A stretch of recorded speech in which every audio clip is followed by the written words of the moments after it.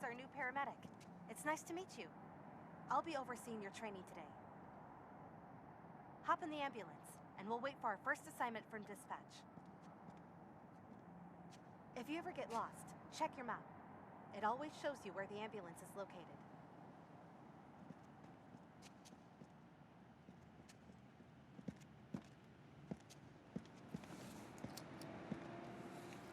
Dispatch calling ambulance 152. You are needed at the scene of an accident.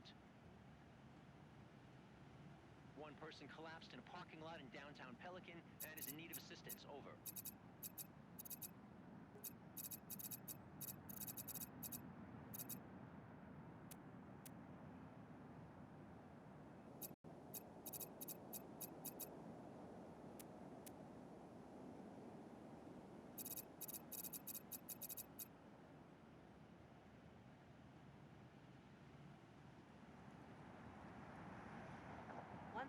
Roger.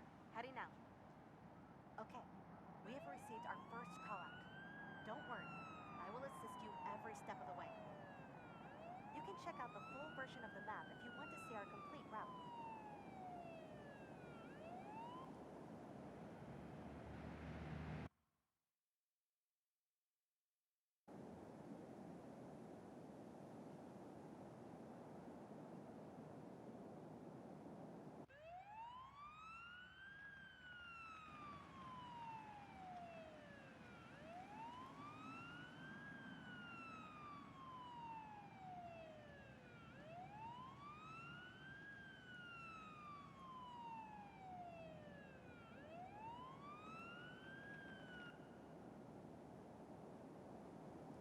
Drive swiftly and safely to the location marked on your map. Use the siren as needed.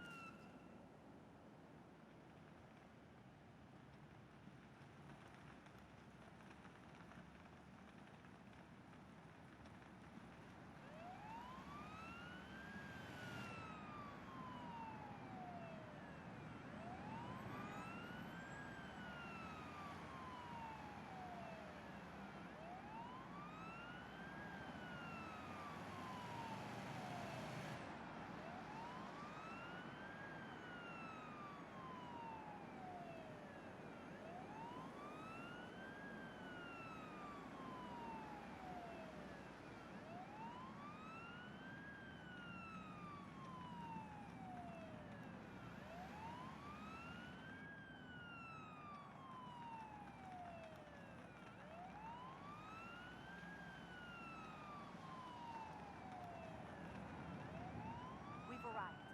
Let's assess the situation.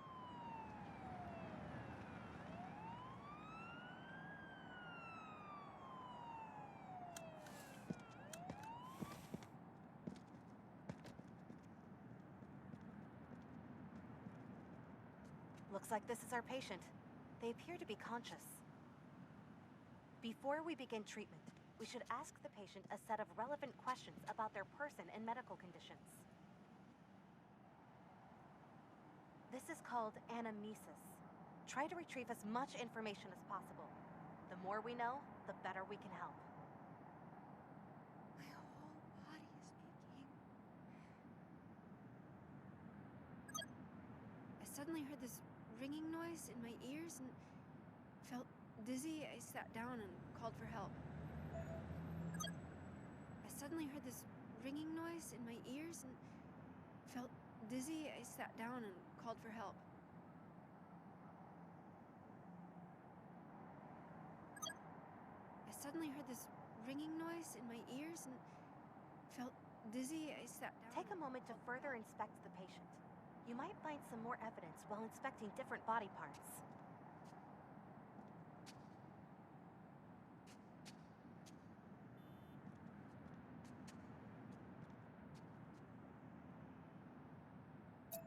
We've received new information about the patient. I already made a note inside the patient protocol. This is where we collect all relevant information about the patient and mark down newly discovered pieces of evidence. Take a look at it now.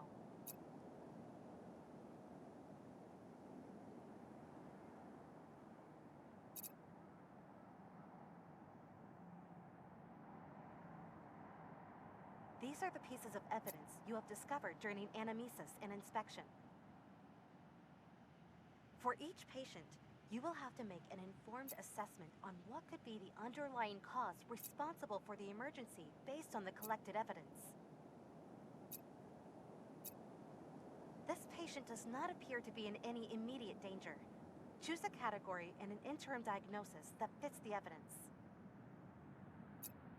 Your interim diagnosis can always be adjusted during treatment. Let's go back to our patient now.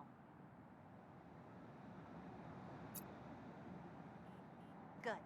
Let's put the patient on the stretcher and continue treatment inside the ambulance.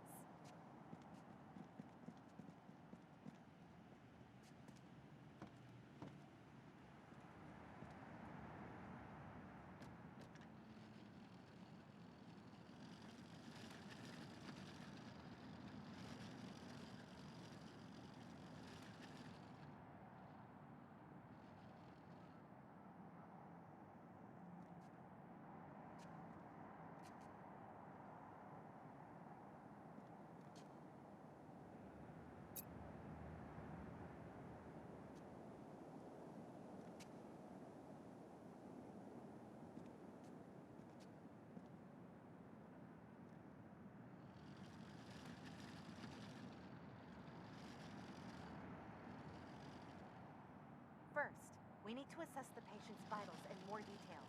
This can only be done inside the ambulance.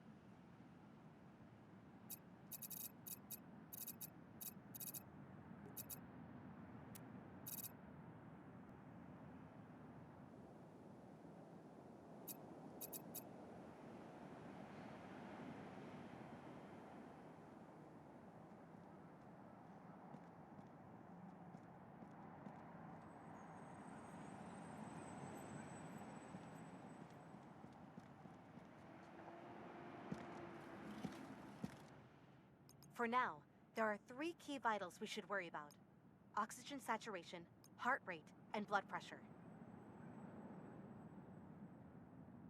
To measure both oxygen saturation and heart rate, attach the oximeter's clip on the patient's finger. Diagnostic tools will then provide you with live readouts of the patient's vitals.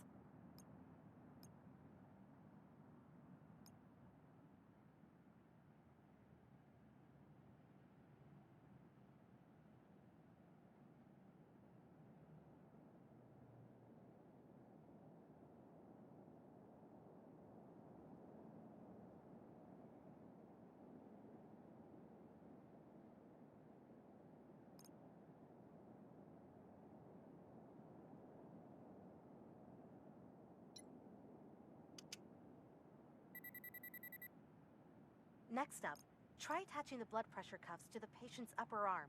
It will provide you with information about the patient's blood pressure.